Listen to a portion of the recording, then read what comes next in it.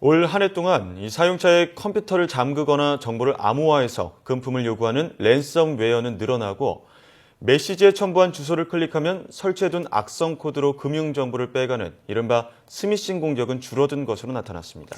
네, 이 밖에도 올해 나타난 보안 이슈 어떤 것들이 있었을까요? 또 내년 전망은 어떨까요? 관련 내용 전문가와 함께 짚어보도록 하겠습니다. 고려대 정보보호대학원 김승주 교수 전화 연결됐습니다. 교수님 안녕하십니까? 네, 안녕하십니까. 네, 저희가 앞서 간략하게 조금 말씀드렸던 내용이긴 한데요.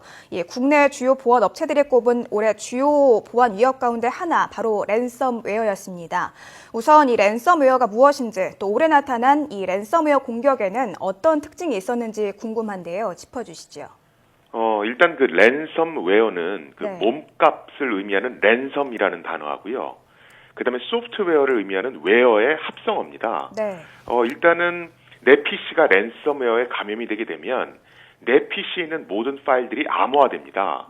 그리고 창이 하나 뜨는데 해커들이 이 암호화된 데이터를 풀고 싶으면 어디로 돈을 보내라. 그러면 풀어주겠다. 이런 식으로 어떤 경고창을 띄우게 됩니다. 이 랜섬웨어가 문제가 되는 것은 단순히 PC만을 그 대상으로 하는 것이 아니고 스마트폰이라든가 아니면 클라우드에 올린 데이터까지도 전부 다 암호화시켜서 사용자가 쓸 수 없도록 하는 데 있습니다. 아까 말씀하셨지만 올해 랜섬웨어가 아주 급증했는데요. 작년 같은 경우에 3월부터 9월까지 7개월 동안에 이 랜섬웨어에 감염된 건수가 한 85건 정도였습니다. 그런데 올해 같은 경우에는 지난달이죠. 그러니까 11월 한 달만 하더라도 927건의 랜섬웨어 감염 사례가 있었습니다. 네. 그러니까 굉장히 급증하고 있는 거죠. 예. 또 최근에는 이 한글화된 랜섬웨어가 등장을 했기 때문에 좀 더 많은 피해를 입힐 것으로 우려가 됩니다. 네. 예, 그러니까 랜섬웨어라는 것이 스마트나 PC의 데이터를 인질극을 벌이는 행위라고 볼 수 있을 것 같은데요.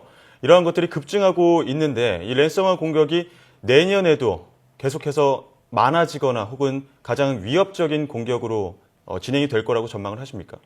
저뿐만이 아니고 많은 전문가들이 내년에도 랜섬웨어 공격이 굉장히 급증할 거다라고 보고 있습니다. 네. 그 이유는 왜 그러냐 하면 최근에는 초보자들도 쉽게 랜섬웨어를 만들 수 있는 자동 툴킷들이 인터넷에서 판매되고 있고요. 또 최근에는 이제 크립토월 4.0이라고 하는 랜섬웨어가 호주에 큰 피해를 입힌 후에 지금 한국으로 넘어오고 있습니다. 네. 그래서 이런 것들이 내년에는 더 활발해질 걸로 보여지고요. 이런 것들을 막기 위해서 사실은 뾰족한 어떤 해법은 없습니다. 단순히 이제 사용자가 조심할 수밖에 없는데요. 이런 어떤 랜섬웨어의 피해를 최소화시키기 위해서는 평상시에 데이터를 백업해 놓는 어떤 습관을 들일 필요가 있습니다. 네. 여기서 말하는 백업은 단순히 클라우드에 데이터를 올려놓는 걸 의미하는 게 아니고요.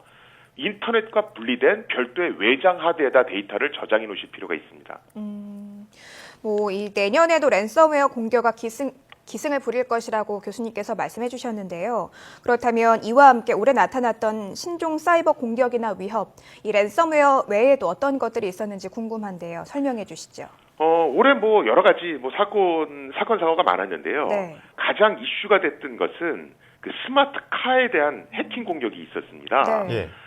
실제로 블랙햇이라고 그러는 굉장히 유명한 해킹 대회에서 미국의 보안 전문가가 실제 최신형 자동차를 해킹을 했습니다. 원격으로 해킹을 해서 마음대로 조작하는 시연을 보였었고요. 실제로 이 해킹 시연이 있은 후에 그 해당 제조회사는 해당 차 140만 대를 리콜을 했습니다.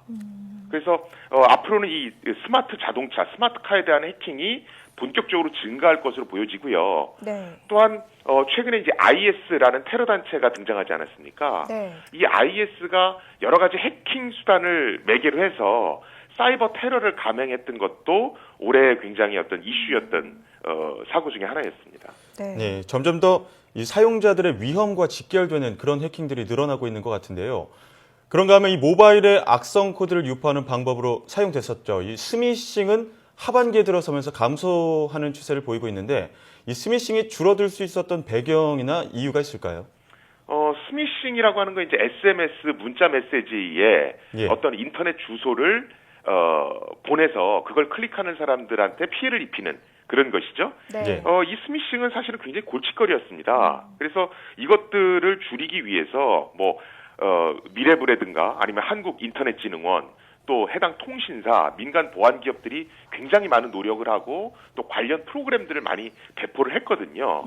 그래서 사실은 절반 이하로 많이 떨어진 걸로 보여지고요. 네. 또 언론 보도라든가 여러 캠페인을 통한 어떤 국민 보안의식 증진 등도 한 몫을 한 것으로 보여집니다. 네. 이용자들의 보안 의식이 조금 높아진 것도 원인 중 하나일 거고 정책적 노력도 함께 동반된 게 이유 중 하나로 볼 수 있을 것 같은데요. 이런 스미식 공격이 한풀 꺾인 거 참 반가운 소식인데 반대로 이 모바일 애드웨어는 증가했다고 합니다. 이 모바일 애드웨어로 인한 피해를 줄이려면 어떻게 하는 게 좋을까요? 지금 사실은 스미싱은 절반 이하로 줄었습니다. 이건 네. 굉장히 다행스러운 일인데 네. 랜섬웨어라든가 모바일 애드웨어 같은 공격은 오히려 늘었거든요. 이 모바일 애드웨어라는 건 뭐냐면 우리가 인터넷 서핑을 하다 보면 갑자기 원하지도 않았는데 광고창들이 막 뜨는 경우가 있습니다. 그렇죠. 네. 또는 내 웹브라우저의 홈페이지가 마음대로 막 바뀌는 경우들이 있거든요. 네. 이런 것들을 수행하는 것들이 전부 다 애드웨어들입니다. 옛날에는 이 모바일 애드웨어들이 단순하게 그냥 광고창을 많이 띄우는 정도였거든요. 그런데 최근에는 이런 어떤 애드웨어가 악성 행위를 하고 있습니다. 즉 개인정보도 탈취하고요.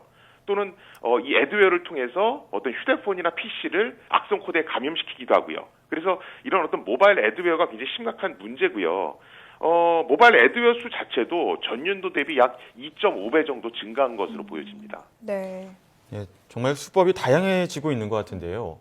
그런가 하면 또 이 공유기의 취약점을 노린 해킹 시도도 여러 차례 발생을 했었는데 이런 해킹에 노출되면 공유기와 연결된 다른 디지털 기기들도 위험할 것 같습니다. 어떻습니까?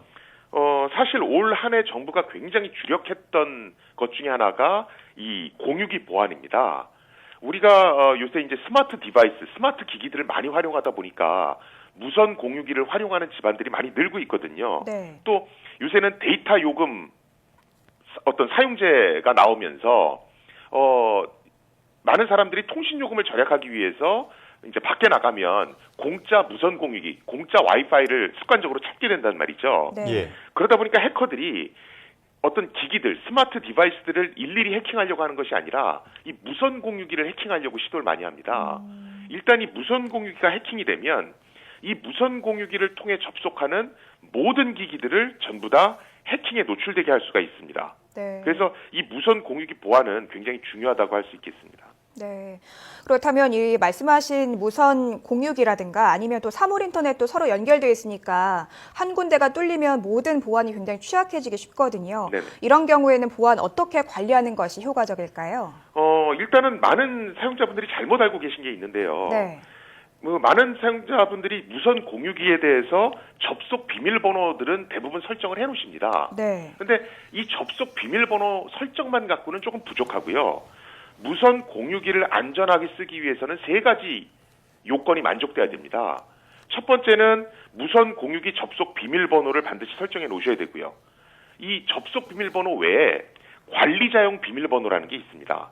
그래서 이 관리자용 비밀번호도 반드시 바꿔놓으셔야 됩니다. 네. 그리고 세 번째로 무선 공유기에는 이 펌웨어라는 게 들어가 있거든요. 이 펌웨어를 주기적으로 업데이트를 하셔야 됩니다. 근데 이 펌웨어를 업데이트하시기 위해서는 그 해당 무선 공유기를 판매하는 회사의 홈페이지에 들어가셔서 그 해당 정보를 확인하시는 것이 필요합니다. 예. 비밀번호를 자주 변경을 한다거나 이 펌웨어 같은 것들을 업데이트하는 방법들이 필요할 것 같습니다. 끝으로 2016년에 나타날 보안 위협 요소에는 또 어떤 것들이 있는지 그리고 대비하는 방법 간략하게 전해주시죠.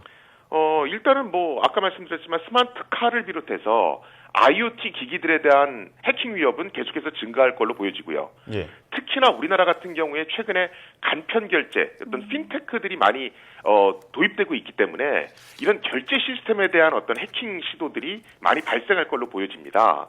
그래서 이런 것들에 대해서 대비하기 위해서는 많은 사용자분들이 비밀번호를 설정하신다든가 이런 것들은 기본적으로 하셔야 되고요. 특히 중요한 것은 외부에 나가셨을 때 공짜 와이파이, 공짜 무선 공유기는 가급적 사용 안 하시는 게 좋고요. 만약에 인터넷 뱅킹이나 이런 것들을 급작스럽게 하셔야 될 때는 그냥 데이터 통신을 사용하시는 게 안전합니다. 예. 사물 인터넷 관련 해킹이라던가 공유기에 의한 해킹이 늘어날 것으로 예상이 되니까요. 이런 부분에 대해서 비밀번호를 설정하거나 업데이트를 주기적으로 하거나 또 백신을 설치하는 노력이 필요할 것 같습니다.